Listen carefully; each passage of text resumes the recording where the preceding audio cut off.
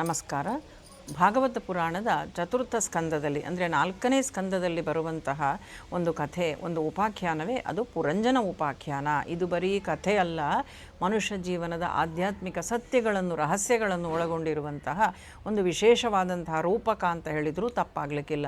ಮನುಷ್ಯರಾಗಿ ಹುಟ್ಟಿದವರೆಲ್ಲರೂ ಕೂಡ ತಿಳಿದುಕೊಳ್ಳೇಬೇಕಾದಂತಹ ರಹಸ್ಯವನ್ನು ಪುರಂಜನ ಉಪಾಖ್ಯಾನದ ಮುಖಾಂತರ ವೇದವ್ಯಾಸರು ನಮಗೆಲ್ಲರಿಗೂ ಕೂಡ ತಿಳಿಸಿಕೊಡ್ತಾರೆ. ಏನಿದು ಪುರಂಜನ ಉಪಾಖ್ಯಾನ ಅಂತ ತಿಳ್ಕೊಳ್ಳುವ. ಹಿಂದೆ ಪುರಂಜನ ಅಂತ ಹೇಳುವಂಥ ಒಬ್ಬ ರಾಜ ಇರ್ತಾನೆ. ಆ ಪುರಂಜನ ರಾಜ ತಾನು ಅವಿಜ್ಞಾತ ಅಂತ ಹೇಳುವಂಥ ತನ್ನ ಗೆಳೆಯನ ಜೊತೆಯಲ್ಲಿ ಇರ್ತಾನಂತೆ. ಹೀಗಿರಬೇಕಾದ್ರೆ ಒಂದು ದಿನ ಹೇಳ್ತಾನೆ ಗೆಳೆಯನ ಹತ್ರ, ಬಾ ಗೆಳೆಯ, ನಾವೆಲ್ಲರೂ ಹೋಗಿ ಎಲ್ಲಿಯಾದರೂ ಸುತ್ತಾಡಿಕೊಂಡು ಬರುವ ಅಂತ. ಆದರೆ ಅವಿಜ್ಞಾತ ಹೊರಡುವುದಿಲ್ಲ. ಪುರಂಜನ ಅವನನ್ನು ಬಿಟ್ಟು ತಾನು ಸುಂದರವಾದಂಥ ನಗರ ಯಾವುದು ಅಂತ ಹುಡುಕಿಕೊಂಡು ತಾನು ಹೋಗ್ತಾನಂತೆ. ಈ ಕಥೆ ಭಾಗವತ ಪುರಾಣದ ಚತುರ್ಥ ಸ್ಕಂದದಲ್ಲಿ ಪ್ರಾಚೀನ ಬರ್ಹಿ ಅಂತ ಹೇಳುವಂತಹ ರಾಜನಿಗೆ ನಾರದರು ಹೇಳುವಂತಹ ಕಥಾಭಾಗ ಇದು. ಹುಡುಕಿಕೊಂಡು ಹೋಗ್ತಾನೆ, ಸುಂದರವಾದ ನಗರ ಎಲ್ಲಿ ಉಂಟು ಅಂತ ಹುಡುಕಿಕೊಂಡು ಪುರಂಜನ ಹೋಗುವುದು, ತನ್ನ ಗೆಳೆಯನಾದಂಥ ಅವಿಜ್ಞಾತನನ್ನು ಬಿಟ್ಟು ತಾನು ಹೋಗ್ತಾ ಇದ್ದಾನೆ. ಹೀಗೆ ಹೋಗ್ತಾ ಹೋಗ್ತಾ ಹೋಗ್ತಾ ಅವನಿಗೆ ಒಂದು ಸುಂದರವಾದ ನಗರ ಹಿಮಾಲಯದ ದಕ್ಷಿಣ ಭಾಗದಲ್ಲಿ ಸಿಗ್ತದೆ. ಅಲ್ಲಿ ತನಕ ಅವನಿಗೆ ಎಲ್ಲೂ ಸುಂದರ ನಗರ ಸಿಗುವುದಿಲ್ಲ. ಅದನ್ನು ನೋಡಿದ ತಕ್ಷಣ ಅದರ ಒಳಗಡೆ ಹೋಗಿ ನೋಡ್ತಾನೆ. ಅಲ್ಲಿ ಸುಂದರವಾದಂಥ ಉದ್ಯಾನವನಗಳುಂಟು, ಹೂತೋಟಗಳುಂಟು, ಸರೋವರಗಳುಂಟು, ರುಚಿ ರುಚಿಯಾದ ಹಣ್ಣನ್ನು ಕೊಡುವಂಥ ವೃಕ್ಷಗಳು ಉಂಟು, ಲತೆಗಳು ಉಂಟು. ಇದನ್ನೆಲ್ಲ ನೋಡಿ ಬಹಳ ಸಂತೋಷ ಆಗ್ತದೆ. ನಾನು ಇಲ್ಲೇ ವಾಸ ಮಾಡಬೇಕು ಅಂತ ಯೋಚಿಸ್ತಾನೆ. ಆವಾಗ ಅಲ್ಲಿ ಆ ನಗರಕ್ಕೆ 9 ದ್ವಾರಗಳಿತ್ತಂತೆ, 9 ಬಾಗಿಲುಗಳಿತ್ತು. ಮತ್ತು ಅಲ್ಲೊಬ್ಬಳು ಬಹಳ ಸುಂದರ ಒಬ್ಬಳು ಹುಡುಗಿ ಇದ್ಲಂತೆ, ಯುವತಿ. ಅವಳನ್ನು ನೋಡಿದ ಕ್ಷಣ ಅವಳಲ್ಲಿ ಕೇಳ್ತಾನಂತೆ, ನೀನು ಯಾರು, ನೀನು ಯಾಕೆ ಇಲ್ಲಿದ್ದಿ ಅಂತ. ಅಲ್ಲದೆ ಅಲ್ಲಿ ಅವಳ ಜೊತೆಯಲ್ಲಿ ಒಂದು 5 ಹೆಡೆಯ ಸರ್ಪ ಕೂಡ ಇತ್ತಂತೆ. ಆ 5 ಹೆಡೆಯ ಸರ್ಪ ದಿನಾಗಲೂ ಆ ಊರಿನ ಕಾವಲನ್ನು ಕಾಯ್ತಿತ್ತಂತೆ. ಅವಳು ಹೇಳ್ತಾಳೆ, ನಾನು ಯಾರು ಅಂತ ಗೊತ್ತಿಲ್ಲ, ನನ್ನ ತಂದೆ ತಾಯಿ ಯಾರು ಅಂತ ಗೊತ್ತಿಲ್ಲ, ಆದರೆ ಈ 10 ಸೇವಕರು ಯಾವಾಗಲೂ ನನ್ನ ಸೇವೆ ಮಾಡ್ತಾ ಇದ್ದಾರೆ ಅಂತ ಹೇಳ್ತಾಳಂತೆ ಆ ಯುವತಿ. ಅವಳ ಆ ರೂಪ ನೋಡಿ, ಸೌಂದರ್ಯ ನೋಡಿ ಪುರಂಜನ ಅವಳಿಗೆ ಮನಸೋಲ್ತಾನೆ. ಹಾಗೂ ಅವಳನ್ನು ವಿವಾಹ ನನ್ನನ್ನು ಮದುವೆ ಮಾಡ್ಕೊಳ್ತೀಯಾ ಅಂತ ಕೇಳ್ತಾನೆ. ಅವಳು ಒಪ್ಪುತ್ತಾಳೆ. ಈಗ ಇವರಿಬ್ಬರು ಮದುವೆಯಾಗಿ ಒಟ್ಟಿಗೆ ಜೀವನ ಮಾಡ್ತಾರೆ. 9 ಬಾಗಿಲುಗಳಿರುವಂತಹ ಸುಂದರವಾದಂತಹ ಊರಿಗೆ ಬಂದಿದ್ದಾನೆ. ಅಲ್ಲಿ 10 ಜನ ಆ ಯುವತಿಯ ಸೇವೆಯನ್ನು ಮಾಡ್ತಾ ಇದ್ದಾರೆ. ಅವಳು ಅಲ್ಲೇ ವಾಸಿದ್ದಾಳೆ. ಅವಳಿಗೆ ಯಾರಿದ್ದಾರೆ ಅಂತಲೂ ಅವಳಿಗೆ ಗೊತ್ತಿಲ್ಲ. 5 ಹೆಡೆಯ ಸರ್ಪ ಒಂದು ದಿನಾಗಲೂ ಆ ನಗರದ ಕಾವಲನ್ನು ಕಾಯ್ತಿತ್ತು. ಇಂತಹ ಕಡೆಯಲ್ಲಿ ಬಂದು ಪುರಂಜನ ಅವಳೊಟ್ಟಿಗೆ ವಾಸ ಮಾಡ್ತಾನೆ. ಅವನು ಅವಳಿಗೆ ಎಷ್ಟು ದಾಸನಾಗ್ತಾನೆ ಅಂತ ಹೇಳಿದರೆ, ಅವಳು ತಿಂದರೆ ಅವನು ತಿಂತಾನೆ, ಅವಳು ಮಲಗಿದರೆ ಅವನು ಮಲಗ್ತಾನೆ, ಅವಳು ನಡೆದಾಡಿದರೆ ಅವನು ನಡೆದಾಡ್ತಾನೆ, ಅವಳು ಕೂತ್ರೆ ಇವನು ಕೂತ್ಕೊಳ್ತಾನೆ. ಈ ರೀತಿ ಪ್ರತಿಯೊಂದು ಪುರಂಜನಿ ಅಂತ ಅವಳನ್ನು ಕರೀತಾರೆ. ಆ ಪುರಂಜನಿ ಏನೆಲ್ಲ ಮಾಡ್ತಾಳೋ ಅದನ್ನೇ ಪುರಂಜನನೂ ಕೂಡ ಮಾಡ್ತಾನೆ.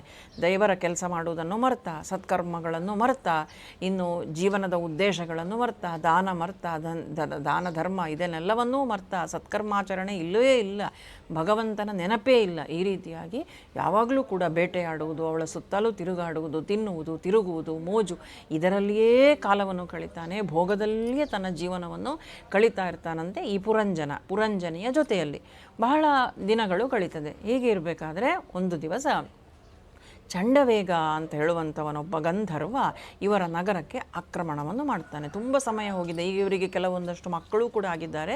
ಚಂಡವೇಗ ಗಂಧರ್ವ ಆಕ್ರಮಣ ಮಾಡ್ತಾನೆ. ಈ ಚಂಡವೇಗ ಅವನು ಬರುವಾಗ ಏನು ಮಾಡ್ತಾನೆ ಅಂದರೆ 360 ಜನ ಗಂಧರ್ವಿಯರನ್ನು ಕರ್ಕೊಂಡು ಬಂದಿದ್ದಾನೆ, 360 ಜನ ಗಂಧರ್ವರನ್ನೂ ಕರ್ಕೊಂಡು ಬಂದಿದ್ದಾನೆ. ಹೀಗೆ ಬಂದು ಇಲ್ಲಿ ಆಕ್ರಮಣ ಮಾಡ್ತಾನಂತೆ. ಈ ಬಹಳ ಯುದ್ಧ, ಬಹಳ ಕಾಲ ಹೋರಾಟ ನಡೀತದೆ ಪುರಂಜನನಿಗೂ ಹಾಗೂ ಚಂಡವೇಗನ ಜೊತೆಯಲ್ಲಿಯೂ. ಈ ತಿಕ್ಕಾಟಗಳು ನಡೀತಾ ಇರ್ತದೆ. ಸ್ವಲ್ಪ ಕಾಲ ಆದ ಮೇಲೆ ಯಮ ಬಂದು ಅಲ್ಲಿ ದಾಳಿ ಮಾಡ್ತಾನಂತೆ. ಯಮ ಬಂದಾಗ ಈ ಪುರಂಜನನ ಆಯುಷ್ಯ ಮುಗೀತದೆ. ಪುರಂಜನ ತನ್ನ ಕೊನೆಯ ಗಳಿಗೆಯಲ್ಲಿ ಕೂಡ ತನ್ನ ಹೆಂಡತಿ ಪುರಂಜನಿಯನ್ನೇ ನೆನೆಸ್ತಾ ಪ್ರಾಣ ಬಿಡ್ತಾನೆ.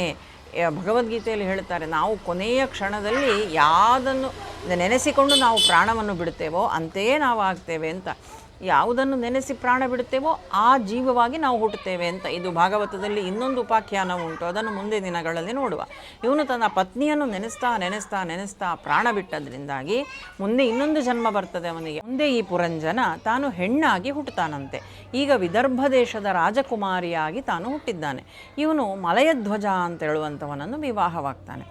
ಈ ಸಮಯದಲ್ಲಿ ಏನು ಪುರಂಜನ ಬಂದಿದ್ದ ಇನ್ನೊಂದು ಜನ್ಮವನ್ನು ತಾಳಿ ಅವನಿಗೆ ಸ್ವಲ್ಪ ಈ ಜನ್ಮದಲ್ಲಿ ಸ್ವಲ್ಪ ದೇವರು, ಸತ್ಕರ್ಮಾಚರಣೆ, ಧರ್ಮಕ್ಕೆ ಅನುಸಾರವಾಗಿ ನಡೆಯುವುದು ಇದೆಲ್ಲ ಸ್ವಲ್ಪ ತಿಳುವಳಿಕೆ ಅವನಲ್ಲಿತ್ತು.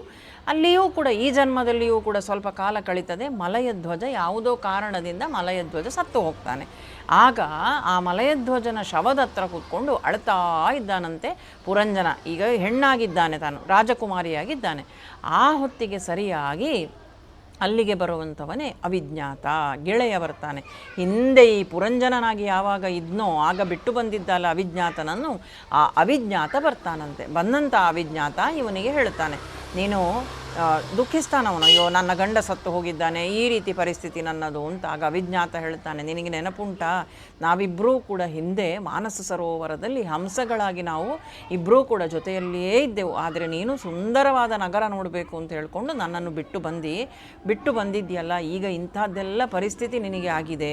ಆದರೆ ಏನು ಮಾಡಬೇಕು, ಸತ್ಕರ್ಮಾಚರಣೆಗಳನ್ನು ಮಾಡಬೇಕು, ಧರ್ಮ ನಿಷ್ಠರಾಗಿ ನಾವಿರಬೇಕು. ಕೊನೆಗೆ ಈ ಶರೀರವನ್ನು ಬಿಟ್ಟು ಭಗವಂತನನ್ನು ನಾವು ಸೇರ್ಬೋದು, ಮೋಕ್ಷಕ್ಕೆ ಹೋಗ್ಬೋದು ಅಂತ ಈ ಬಂದಂಥ ಅವಿಜ್ಞಾತ ಹೇಳ್ತಾನೆ.